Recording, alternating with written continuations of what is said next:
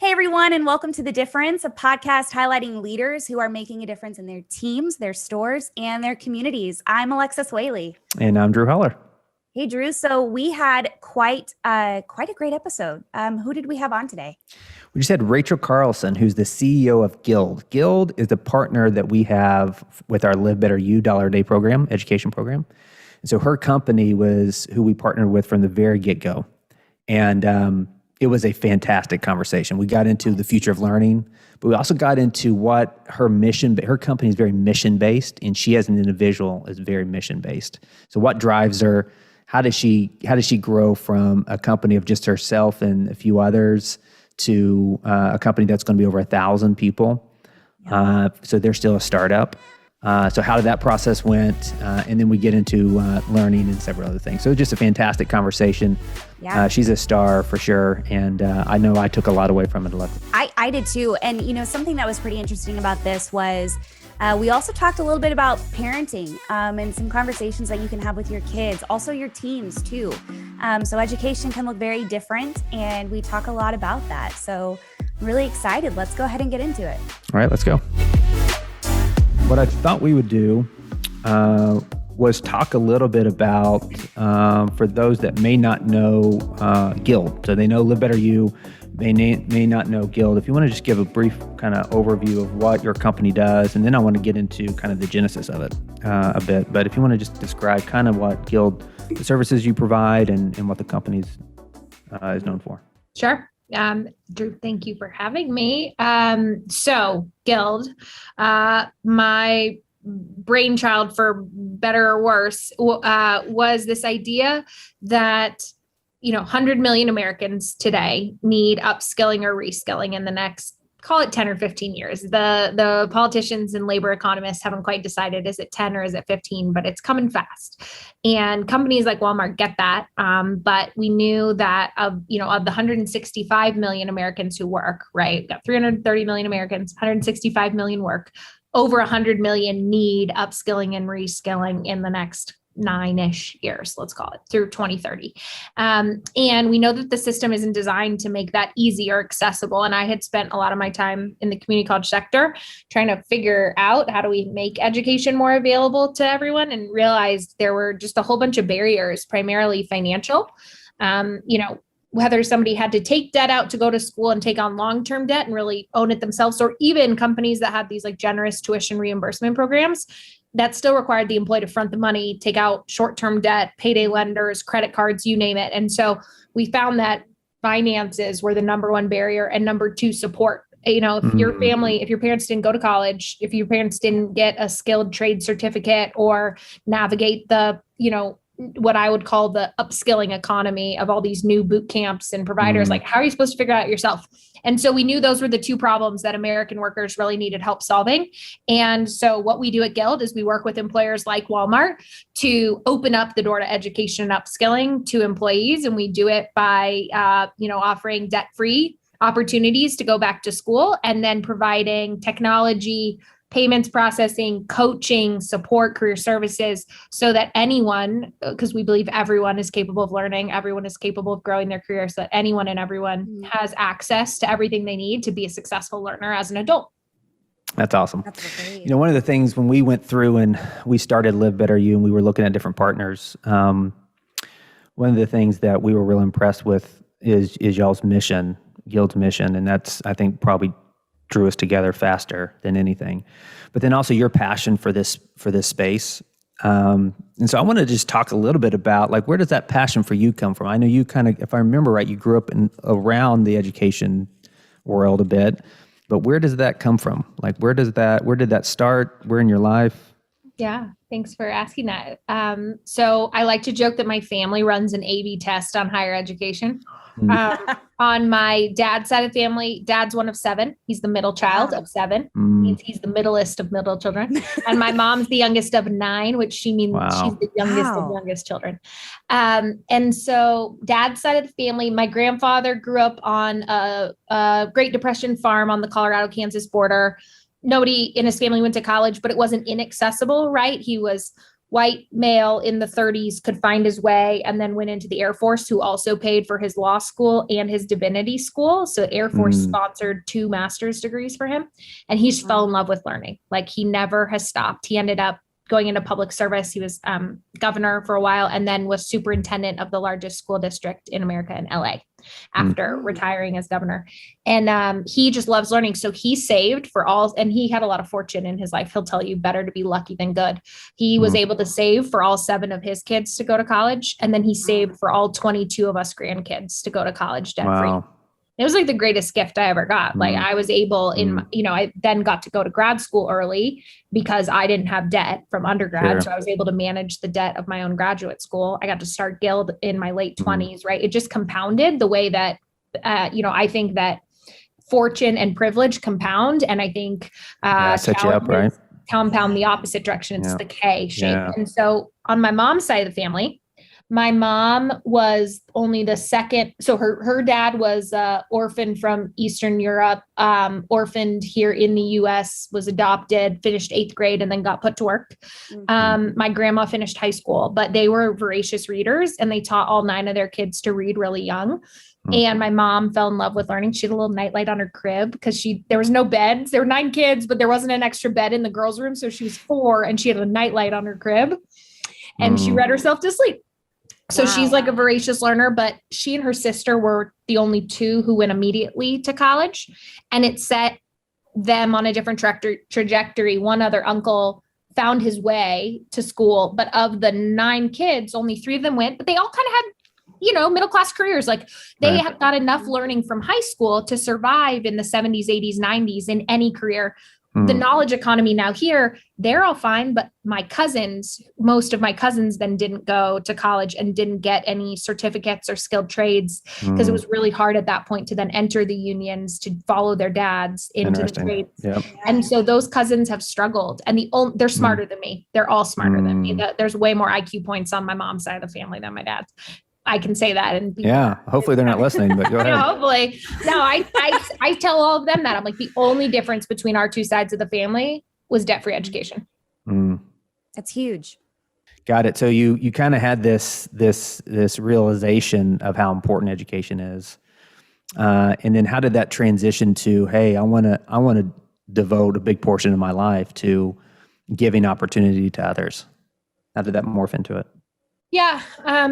Well, most of my family worked in public service, like a lot of educators, school districts, folks in higher ed, military, you name it. So purpose was, when my grandparents, like when you want your grandparents to be proud of you. And in my family, they're proud of you if you give back, whether that's creating jobs or helping people have a better life. So that was kind of table stakes. If I had said like, hey, I'm going to go start an enterprise tech company that helps, somebody on Wall Street make more money, I don't know that they would have felt great, but they were like, as long as you're helping people, you got a seat at the dinner table. So that was the start. I guess the problem though, really didn't make sense to me till I spent a bunch of time at community colleges around the US. And I got to spend time with a lot of the best community colleges. And I had the narrative in my head, which I now reject, which is that there's these college dropouts, right? There's dropouts, and what's wrong with them? Well, then I got to see, there's 7,500 schools in the US. I spent time on over 100 campuses of a lot of the very best schools, and they still only had 20% graduation rates. And I learned that I don't think we have a dropout crisis. I think we accidentally built dropout factories. It's not the student's fault. It's that we designed a system that worked in the 50s and 60s. Yes. That we forgot to reform for 70 years post World War II. And it just doesn't work for the knowledge economy anymore. Sure. And so I just got pretty fired up that like, we're going to create a haves and have-nots economy if education is the key, and we only give the key to 30% of Americans. Yep. It does. And we've talked about this before, but it definitely feels like education in and of itself is ripe for disruption, has been for quite some time. I think what we're doing is providing a great benefit for associates to have access, but we're also changing the game a bit. We're turning the tables a bit, and I think it's really good to see how we learn today is so different than how we used to learn, and I think how we're going to learn in the future is completely different. And it's been fun to be a part of that in our way, from a Walmart perspective, be part of that transformation. you guys are. And I think that's like anything that's disruption can go positive or negative. And I think positive disruption thinks about like, what is the world you want to create? And you and I've talked a lot about this, Drew, over the last 3 years, but it's about eliminating this choice between like workforce development and getting better at today's job versus preparing for tomorrow's job.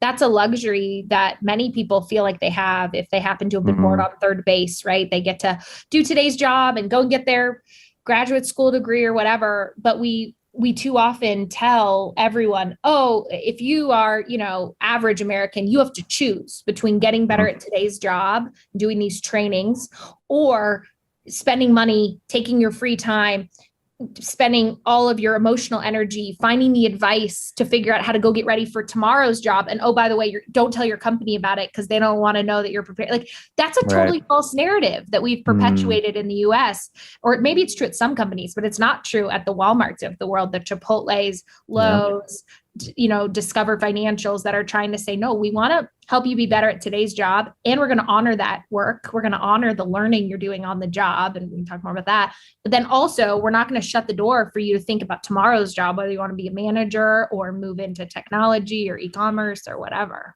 That's awesome. Cool. I want to get into here in a bit on kind of what you see as the future of learning as you look through your lens, which is fascinating. But before, I also wanted to talk to you a bit about, you had a startup. It's a women-run business from a CEO perspective.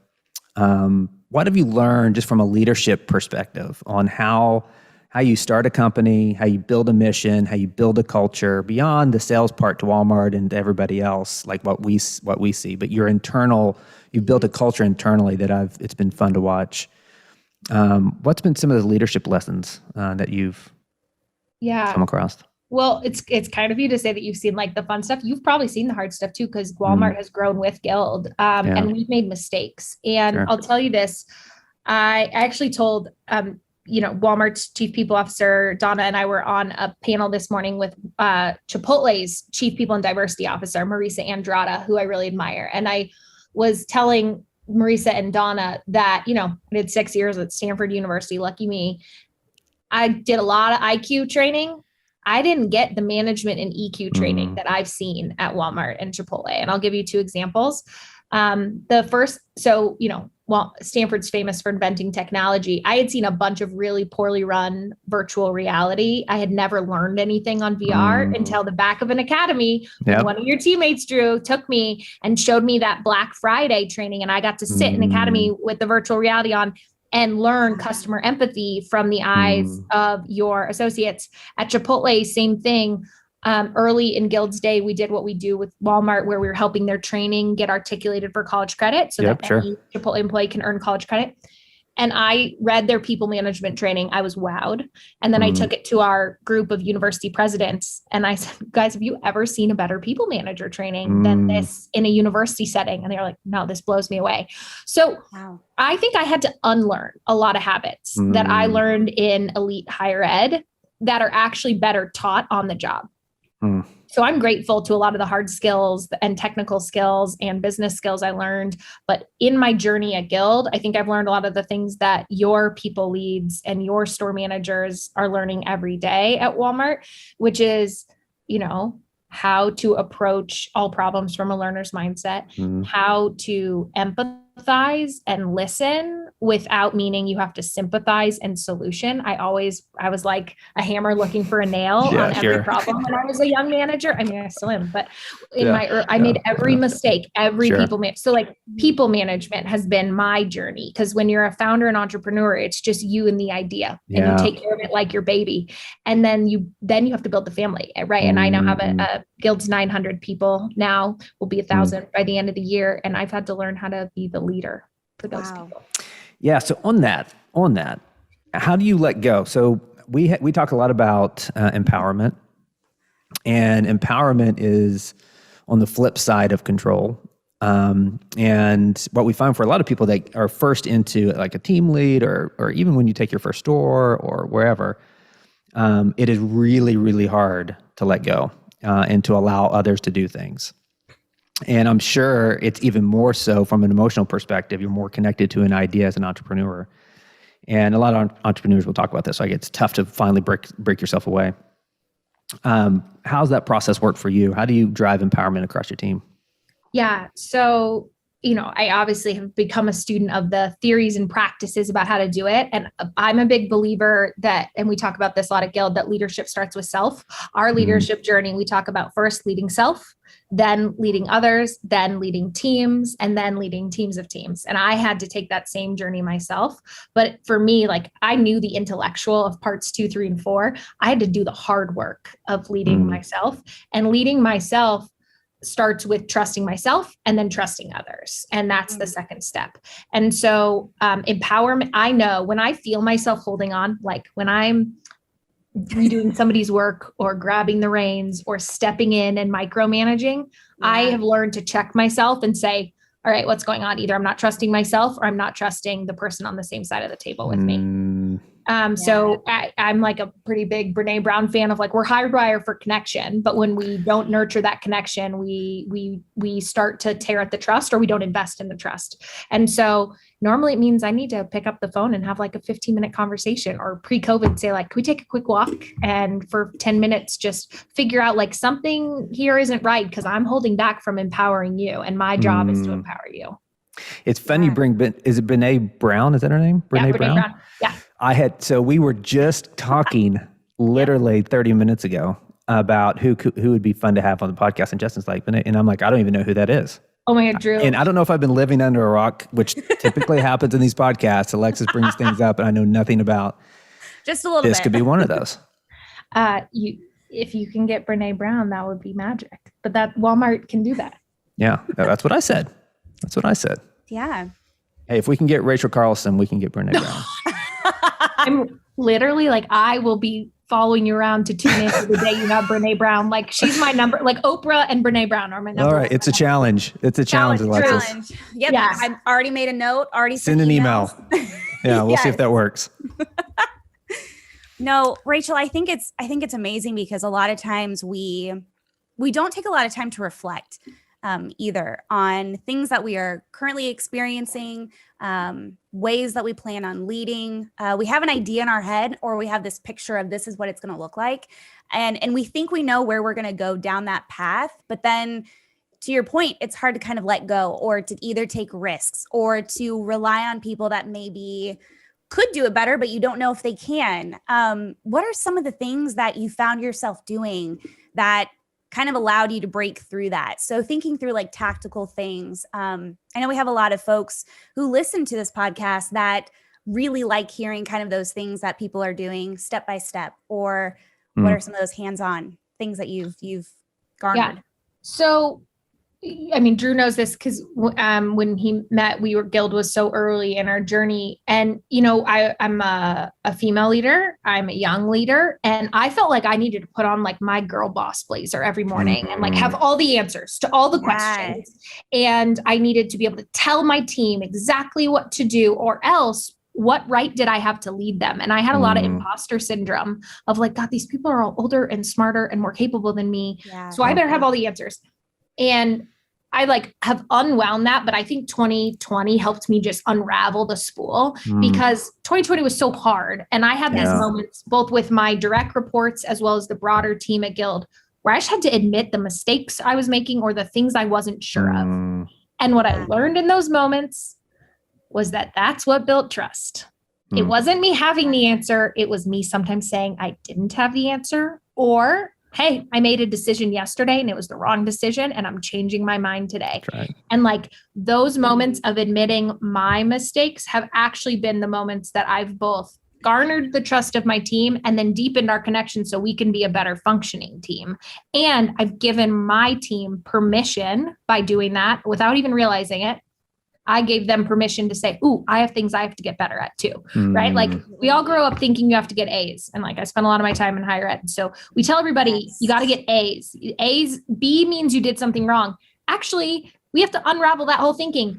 If you can admit you're a B at something, that's learner's mindset because you're admitting you want to get better at something. Like we have to throw out what we were taught in K-12 and taught in our childhood to have a mindset that says like, I just want to keep getting better at things. I'm going to be today my job is to be better than yesterday and worse than tomorrow. And I say that like every day to myself.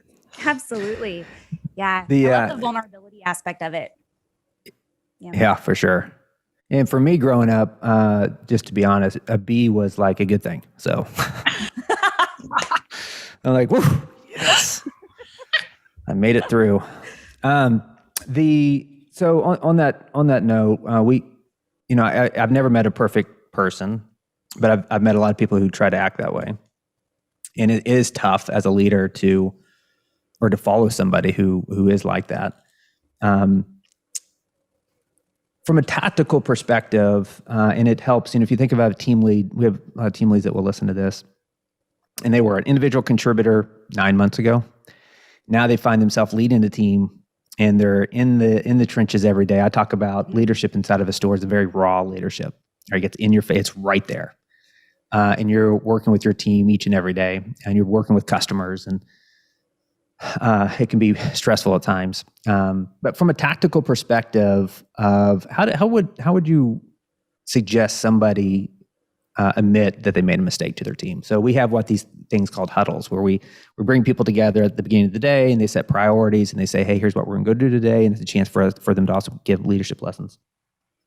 But any practical steps that you would say on how to be more honest and open? Yeah. So, obviously all of this starts with authenticity. So you have to find what's authentic to you, but that's, I think, my tactical advice is find the words that are authentic to you and then teach them to your team so that you use them more. So my word, I use permission slip, or like I have a couple phrases that my team knows when I'm saying it, or when I'm not certain of something, I'll say, I have a spidey sense and I'm not sure about it, but I think we maybe made a mistake yesterday, or I think maybe I want to make a new decision today, or guys, I need a permission slip. Like I blew it. I made a decision and I want to own it myself rather than you have to tell me, because I've already realized it, but rather than you have to spend the chips coming to find the moment with me and tell me, I'm asking right here today, I'm asking for a permission slip to say like, I made a mistake and I want to talk about it. So I think you can my advice isn't to use my language. My advice is to find your own words so that your team can cue in of like, oh, she's taking a risk right now. Like that's a vulnerable word for her. Like I know when she says permission slip that she's I need to lean in, not lean away. And now my team knows that. And then they all have their own words. So one of my employees, he talks a lot about grace. And he'll tell me, Rach, I need a little bit of grace. I'm not going to hit this deadline. And like, I know when he says I need a little bit of grace, that word means a lot to him. And it means he needs me to not say, no, this deadline matters. I need you to hit tomorrow. If he says the sentence that way, I know. That's awesome. That's a great, that's huge tactical thing for people to do. That's a very good one. Mm-hmm. Yeah, I actually had a question. It's funny whenever you say permission slip. So I used to be a middle school teacher. And so that hits pretty close to home for me. And I actually have a 4-year-old. And it's funny because a lot of the conversations that we have on here, I find myself kind of having a little bit with my 4-year-old, giving grace and vulnerability and, showing those mistakes and helping him grow. I think about our associates in the stores too, who have kids and who are having those conversations as well. What should we kind of be looking at when we say, the learnings that we had in kindergarten through 12th grade are kind of not exactly what we were hoping for or what they should be. And so knowing that we have kids that are also going through those moments and us as parents, how do we kind of help them maneuver that? And what are some of the things that maybe we as parents could help with our kids? I love totally this unrelated to no, Walmart, I love this. I love this topic because as a mom of, I have 3-year-old twins. Oh, great. So, yeah, I love it. A little vulnerable moment here, big believer in both executive coaching, team coaching, and then mental health therapy. And I know you all have a great therapy program. I'm a big user of Guild's therapy program. I encourage all of our folks to carve out time during their week to find time to talk about their own mental health. I once told my therapist, I was like, hey, I'm learning so much from parenting. I hope my employees, my team doesn't feel like it's diminutive if I'm like using similar concepts. Because I'm not talking to you like a 3-year-old. I'm not scolding you. But she said, I was working through this topic with her that I was like, I'm having this easier time processing this at home than at work. And it was this idea of worthiness. And she helped me unlock. She's like, the day your girls were born, before they had done anything, did you believe they were whole and worthy? And I was like, well, of course. Like, I'm a mom. And she was like, what if every human walked around the earth feeling that way? Like, yes, I made a mistake at work today. That doesn't mean I'm worthy. That doesn't make me a D student. That doesn't mean I'm going to lose the job. Like, what if feedback was disconnected from our worthiness? What if our worthiness was whole, the same way your belief in your girl's worthiness is completely, they can do the worst thing in my house. I mean, one drew on the cabinets.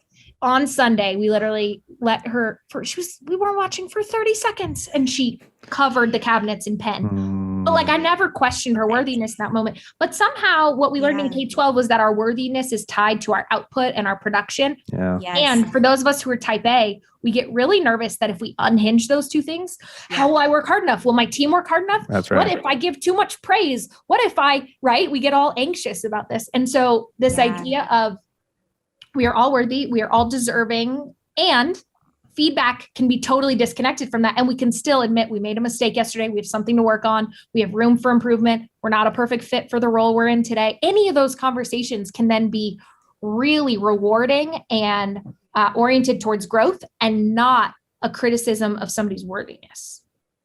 Yes. That's so good. That's so good. We had Jordan Weber on a few weeks ago, who's the Olympic gold medalist in 2000. Okay, now you're going to make I'm dropping. more nervous every time you tell me something. I'm dropping her name for sure. But honestly, so we had a conversation about Enneagram, and she's a 3. And so am I. There you go. So am I. Yes. We'll give you a high five. Yeah. Well, hey, Drew, you're doing a great job.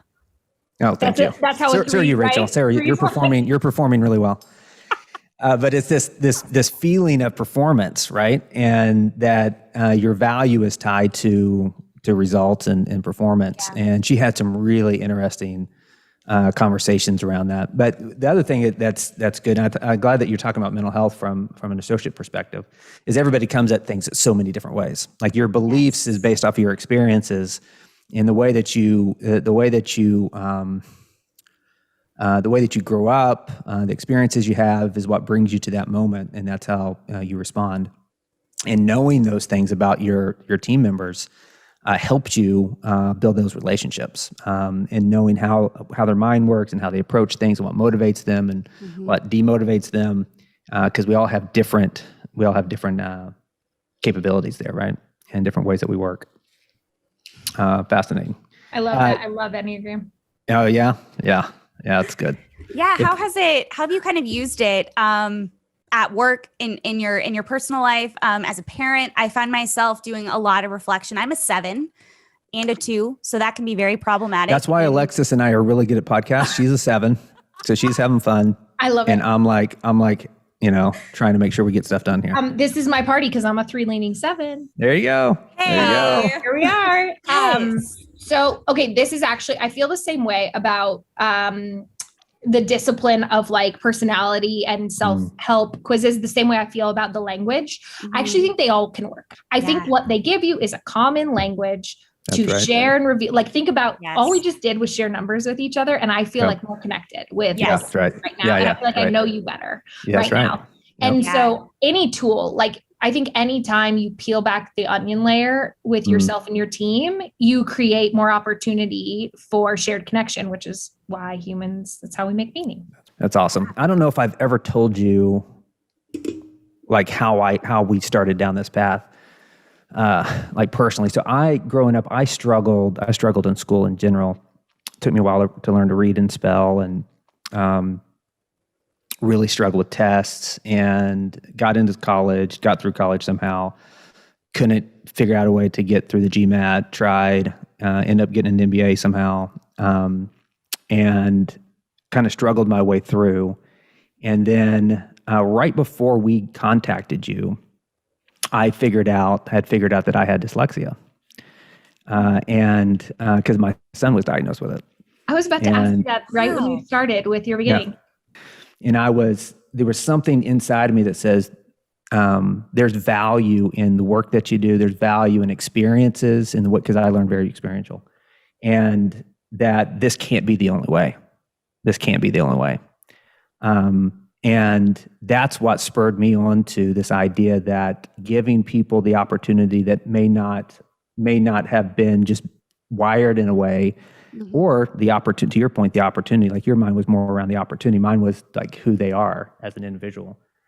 But there's value in the work that you do, and there's value in experience. And that's what got us down this path of giving people the opportunity. And so to hear your story and to hear how you talk about it and the future that you see, I think it can change so many things. Like, I am convinced that if we unlock this for the American worker, it is transformational. Because there's so many people that don't have the opportunity economically, but even just from the way they are and the way they learn, they're not built for the traditional way of learning, which is why I went really hard at this many years ago. I so love you sharing that. I'm mildly dyslexic. My dad is intensely dyslexic. But because he got told he just wasn't going to cut it, and wasn't reading in third grade. And my grandma dove into education and figured out that he was they didn't call it that then. This was in the 60s, but she figured it out and helped him find his career. As you know, he helped me a lot on the way on Guild. I worked for him earlier in my career. And so he and my mom really normalized it. My sisters are not dyslexic. I'm just mildly, and his is quite intense. And so it was never right or wrong in our family. It was he and I are more verbal. We're more experiential as learners. My sister has a photographic memory, got a perfect MCAT score. I can't keep up with her to save my life. She's way more book smart than me. But like we have to move away from this notion that, the book smart strategy of traditional higher ed is the only way, because turns out the computers know all the facts. Like that's being right. able to memorize facts is great if you're a doctor, and my sister's becoming a doctor. But for most of us, it's about figuring out what role are the humans going to play as technology advances. And it's going to be around what are humans best at: empathy, connection, leadership, durable skills, you name it. And so not to say there's no room for my sister and the other perfect SAT score. Yeah, exactly. Yeah. We'll find them jobs. Yeah. But like, I think the leaders of the next generation, I mean, I always think about Chambers at Cisco. If you haven't read about him, he's intensely dyslexic, and he built a lot of the working methodology around Cisco's company around the verbal learner. Because he was like, look, I'm not going to read memos. There's other companies that you have to write a 10-page memo to get heard at the company. He was like, nope, not here. So anyway, diverse cognitive learning is something we got to talk more about, because we've talked a lot about seen diversity in 2020, and I think it's changing the world that we're finally having those conversations. We also need to talk about unseen diversities, because a lot of cognitive diversity I wouldn't have ever known about you, Joe. Yep. Yeah. And two, I didn't even know, I didn't even tell you what dyslexia was before then, but I've learned a lot because my son and my middle daughter both have it. And, it's just different. It's just a different way. It's a different wiring of your mind and how you approach things. And now that we know that, we're able to help them out in their learning, which is great. Wow. All right, cool. One of the things I just opened up for you, you got, the world's biggest company here that have a lot of people that are wanting to improve their careers. One of the things at Walmart that we feel like we do well is we provide a ladder of opportunity and careers for people. And we want to give them the same opportunity that I have, or the same opportunity that Doug had, who's our CEO, and he started as an hourly associate. So we want to be able to provide those opportunities for everybody that comes to work. But for you, anything that you would like to say to them in your last words before we let you go? My mission, Guild's mission, but it's my baby, so it's also my mission, is to use education as a tool to unlock economic opportunity in America.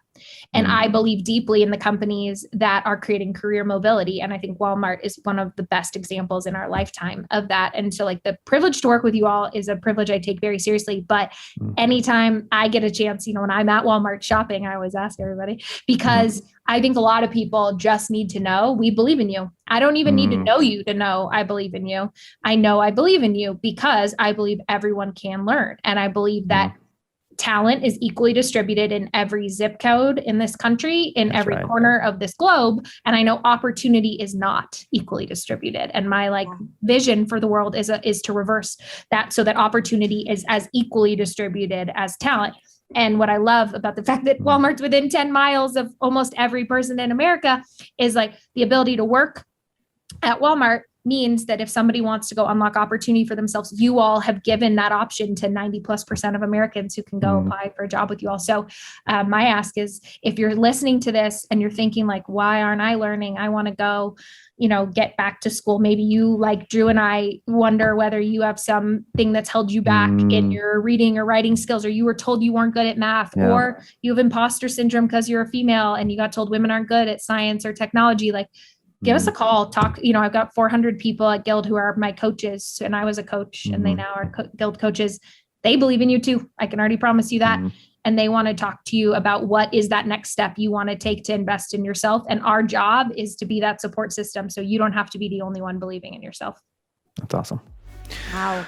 Good stuff. Well, Rachel, hey, you're clearly making a difference in people's lives, in our associates' lives. So I want to thank you for that personally, and the dedication you have, but also across the country.